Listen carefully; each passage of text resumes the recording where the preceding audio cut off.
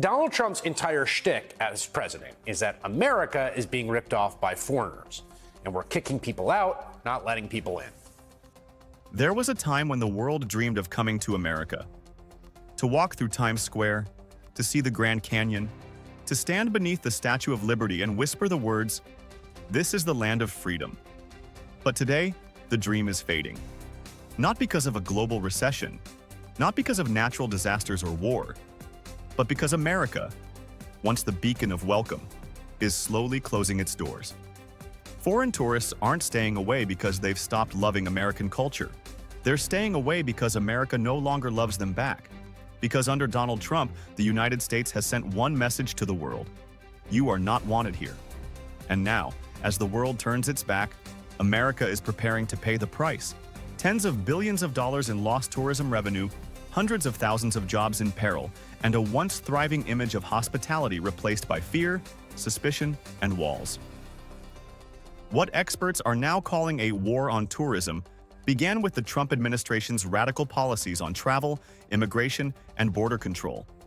In just a few short years, the United States went from the most desirable destination on Earth to a country associated with travel bans on Muslim-majority nations, lengthy, invasive visa screening, border officers trained to treat visitors like suspects, political rhetoric branding foreigners as burdens or threats.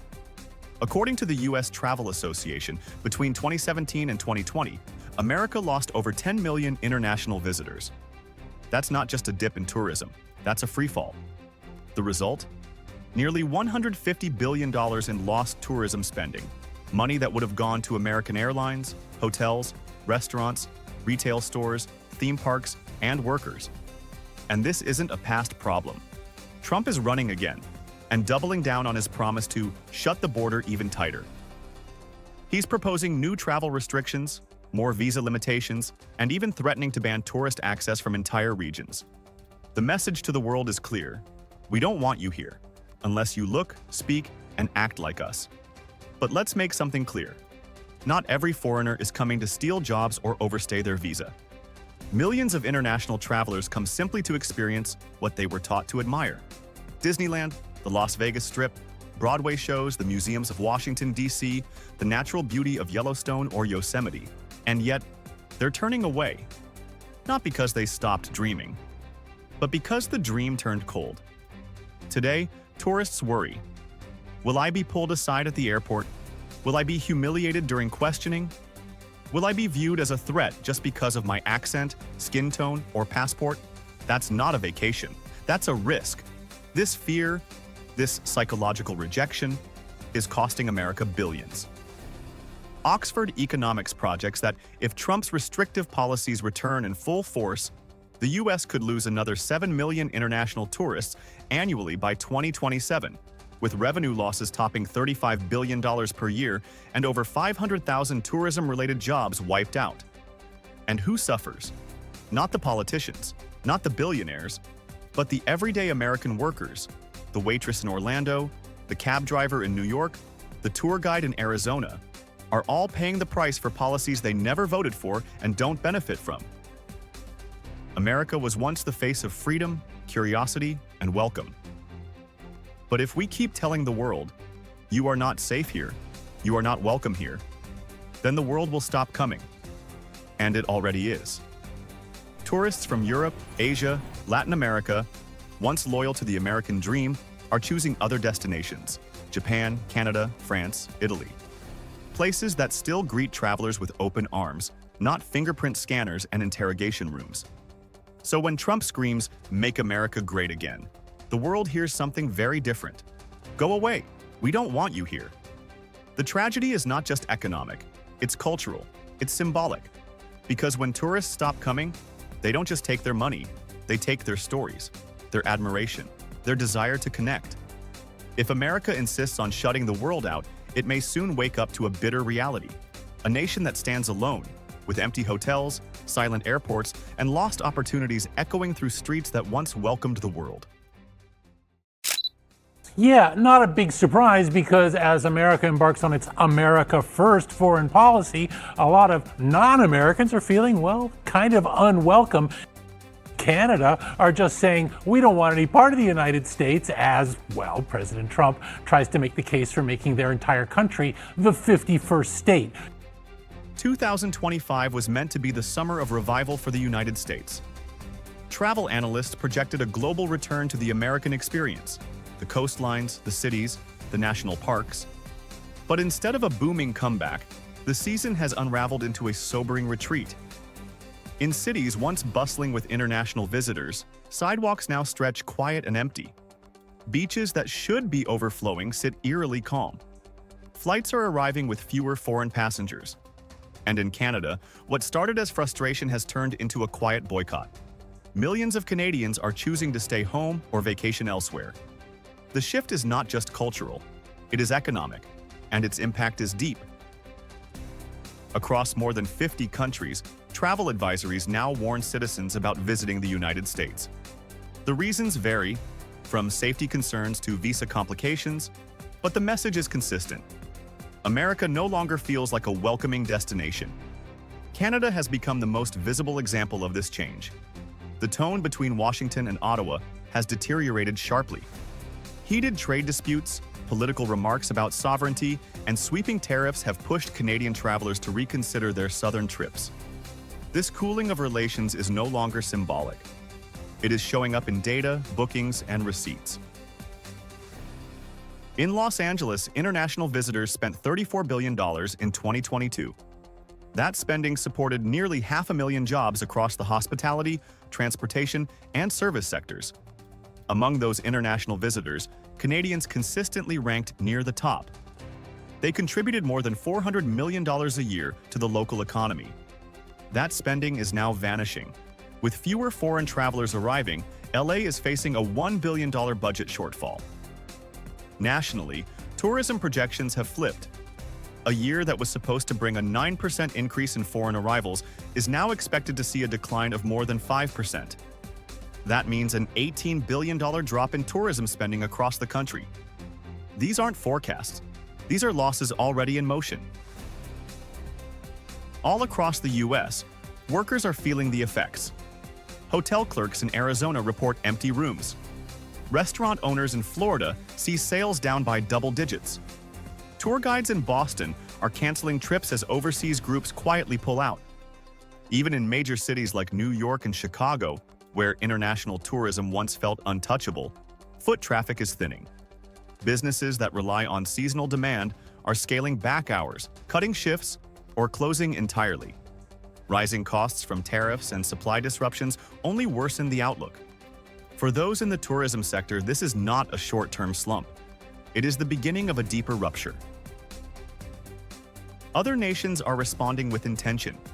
European governments are updating guidance on travel. To the U.S., airlines are reducing flight capacity into American hubs.